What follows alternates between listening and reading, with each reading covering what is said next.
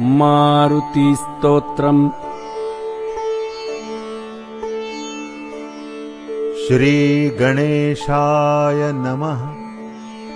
ॐ नमो भगवते विचित्रवीरहनुमते प्रलयकालानलप्रभाप्रज्वलनाय प्रतापवज्रदेहाय अञ्जनीगर्भसम्भूताय प्रकटविक्रमवीरदैत्यदानवयक्षरक्षो गणग्रहबन्धनाय भूतग्रहबन्धनाय प्रेतग्रहबन्धनाय पिशाचग्रहबन्धनाय शाकिनी डाकिनी ग्रहबन्धनाय काकिनी कामिनी ग्रहबन्धनाय ब्रह्मग्रहबन्धनाय ब्रह्मराक्षसग्रहबन्धनाय चोरग्रहबन्धनाय मारीग्रहबन्धनाय एहि एहि आगच्छ आगच्छ आवेशय आवेशय मम हृदये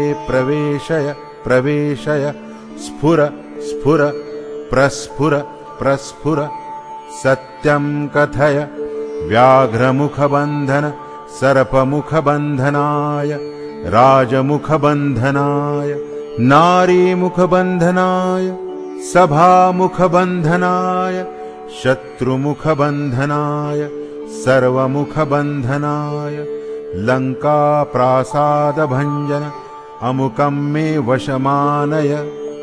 क्लीं क्लीं क्लीं ह्रीं श्रीं श्रीं राजानं वशमानय। श्रीं ह्रीं क्लीं स्त्रिय आकर्षय आकर्षय शत्रून् मर्दय मर्दय मारय मारय चूर्णय चूर्णय खे खे श्रीरामचन्द्राज्ञया मम कार्यसिद्धिं कुरु कुरु। ॐ ह्रां ह्रीं ह्रूं ह्रैं ह्रौं ह्रः फट् स्वाहा।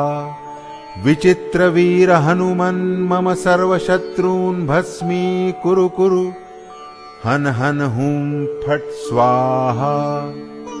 11 शतवारं जपित्वा सर्वशत्रून् वशमानयति नान्यथा इति। ॐ